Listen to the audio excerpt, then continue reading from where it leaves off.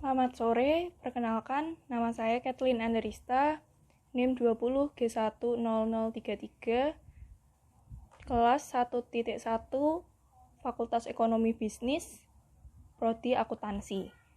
Di sini saya akan menjawab pertanyaan yang telah diberikan. Yang pertama, bagaimana cara membentuk jati diri manusia yang solutif, bukan disintegratif? Menurut pendapat dari filsuf Aristoteles yang mengatakan, mengenali dirimu sendiri adalah awal kebijaksanaan. Albert Einstein pun mengatakan, don't try to be a man of success, be a man of value. Jangan mencoba menjadi manusia yang sukses, jadilah manusia yang bernilai.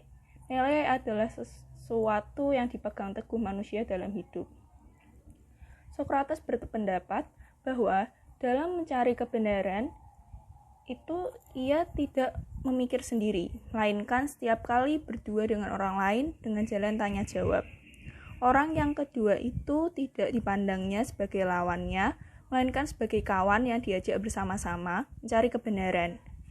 Kebenaran harus lahir dari jiwa kawan bercakap itu sendiri. Ia tidak mengajarkan, melainkan menolong mengeluarkan apa yang tersimpan dalam jiwa orang. Sebab itu, metodenya disebut metode maeutik. Manusia dijelaskan oleh Thomas Aquinas sebagai seorang individu yang hidup dalam alam bebas, sehingga memungkinkan juga mengalami dan menyelesaikan setiap tantangan dan kekacauan.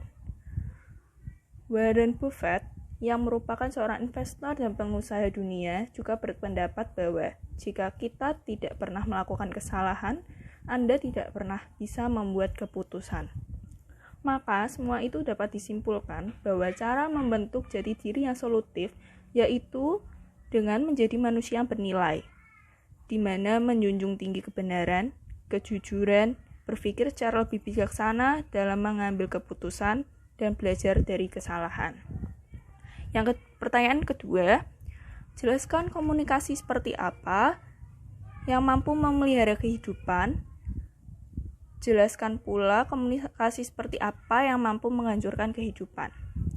Santo Agustinus mengatakan bahwa menurutnya dalam kehidupan dunia ini ada yang disebut dengan pertikaian kebaikan atau virtue. Kebaikan akan menuntun manusia pada kehidupan yang bahagia. Suatu kehidupan yang bahagia bisa didapatkan oleh setiap manusia melalui cinta kasih yang sempurna dari dan kepada Tuhan. Sementara, baik atau buruknya tindakan moral manusia menurutnya ditentukan oleh cinta kasih manusia itu terhadap manusia lain. Ada juga filosofi Sokrates yang berkata bahwa dengan mengejar satu definisi absolut atas satu permasalahan melalui satu dialektika atau komunikasi dua arah. Menurut Plato, ada dua macam budi. Pertama, budi filosofi yang timbul dari pengetahuan dengan pengertian. Kedua, budi biasa yang terbawa oleh kebiasaan orang banyak. Sikap hidup yang dipakai tidak terbit dari keyakinan, melainkan disesuaikan dengan moral orang bahwa dalam hidup sehari-hari. Konfusius berpendapat hubungan baik itu hendaklah dilakukan dengan penuh cinta kasih. Apabila ini terjadi, maka akan terwujud keharmonisan di dalam keluarga dan dalam masyarakat. Dalam hal ini, dapat disimpulkan bahwa komunikasi yang baik adalah komunikasi yang diarahkan dengan etika, bermoral, dan juga dilakukan antara orang yang satu dengan orang lainnya. Sedangkan komunikasi yang menghancurkan kehidupan adalah komunikasi yang tidak menggunakan etika dan yang tidak bermoral. Pertanyaan ketiga, jelaskan manusia seperti apa yang bertanggung jawab dan manusia seperti apa yang tidak bertanggung jawab. Konfusius selalu menekankan bahwa seorang manusia dalam hubungannya dengan manusia lain harus mengikuti kehidupan yang telah dibangun oleh para bijak kuno sesuai dengan tata cara alam atau Tao. Pandangan Konfusius tentang tanggung jawab manusia dapat dilihat dari pandangannya mengenai samkang atau tiga hubungan tata krama. Pada prinsipnya, Sankam ini bertujuan untuk mengarahkan sikap hidup manusia untuk menciptakan relasi yang harmonis terhadap sesamanya. Konfusius menggambarkan perilaku seorang pemimpin yang baik dan bijaksana. Seorang pemimpin tidak boleh bersifat otoriter terhadap bawahannya. Ia juga harus bersifat arif dan bijaksana terhadap orang yang dipimpinnya. Begitu juga sebaliknya, seorang bawahan harus dapat menghormati atasannya sebagaimana layaknya seorang atasan. Menurut Levinas, dalam suatu relasi terdapat suatu persyaratan mutlak, yaitu adanya titik tolak dan titik tujuan. Yang dimaksud Levinas adalah antara aku dengan yang lain. Itu berarti bahwa aku adalah titik tolaknya dan yang lain adalah titik tujuannya.